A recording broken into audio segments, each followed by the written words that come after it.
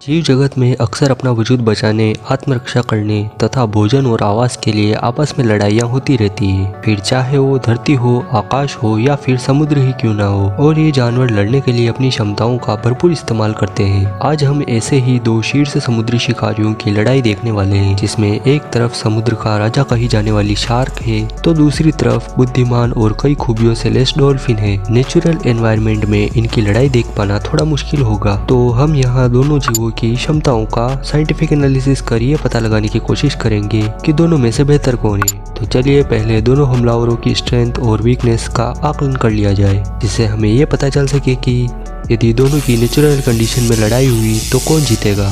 Size. Shark के size की बात की जाए तो इनकी लंबाई लगभग 11 फीट से 21 फीट तक और वजन 0.5 टन से 1.2 टन के आसपास होता है। वहीं अगर डॉल्फिन की बात की जाए तो इनकी लंबाई महज 6 फीट से 13 फीट तक और वजन करीब 200 से 600 lbs तक होता है। अब यहाँ तो साफ देखने को मिल रहा है कि आकार के मामले में शार्क डॉल्फिन से आगे है। Speed and movement type. Shark की रफ्तार 20 माइल पर आवर से 35 माइल पर आवर तक होती है, और यदि इनके टेल मूवमेंट की बात की जाए तो ये साइड बाय साइड होता है। डॉल्फिन की रफ्तार 6 माइल पर आवर से लेकर 20 माइल पर आवर तक होती है, और इनका टेल मूवमेंट ऊपर और नीचे की तरफ होता है। Bite force and teeth.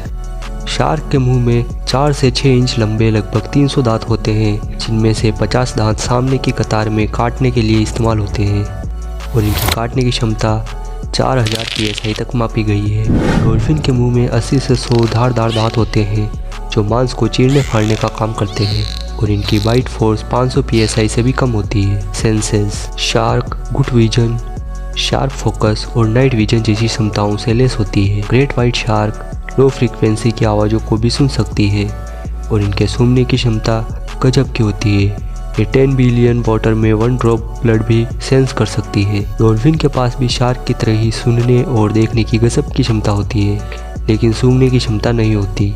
Dolphins echolocation की मदद से अपने डॉल्फिन साथियों और दुश्मनों में आसानी से फ़र्क पहचान सकती है, और कुछ रिसर्चर्स ने यह भी बताया है कि डॉल्फिन्स अलग अलग तरह की आवाज़ें निकालकर अपने साथियों से बात भी करती है, और ये मैमल्स होने के कारण काफ़ी बुद्धिमान होती है। अब तक आपने इन दोनों के जितने भी कैरेक्टरिस्टिक देखे, उसमें ये तो साफ दिखता है कि 1 to 1 के फाइट में डॉल्फिन शार्क को कभी नहीं हरा सकती। इस सिचुएशन में अपनी जान बचाकर भागने के सिवाय डॉल्फिन के पास और कोई चारा नहीं होगा, लेकिन क्योंकि शार्क्स ज़्यादातर शिकार अकेले में ही करती है और डॉल्फिन्स ग्रुप में, और यदि कोई शार्क डॉल्फिन्स के ग्रुप में फंस जाए तो डॉल्फिन्स के पास एक ऐसा हथियार होता है जिसे स्नाउट कहते हैं। ये डॉल्फिन का सिर का भाग होता है जो काफ़ी मजबूत होता है, और एक्सट्रीम कंडीशन में डॉल्फिन शार्क के पेट पर इससे ज़ोरदार हमला करके उन्हें घायल कर सकती है। इसलिए ज़्यादातर शार्क डॉल्फिन के झुंड को देखकर अपना रास्ता बदल लेती है, और वही शार्क के सामने डॉल्फिन की प्रजाति ओरकास की बात की जाए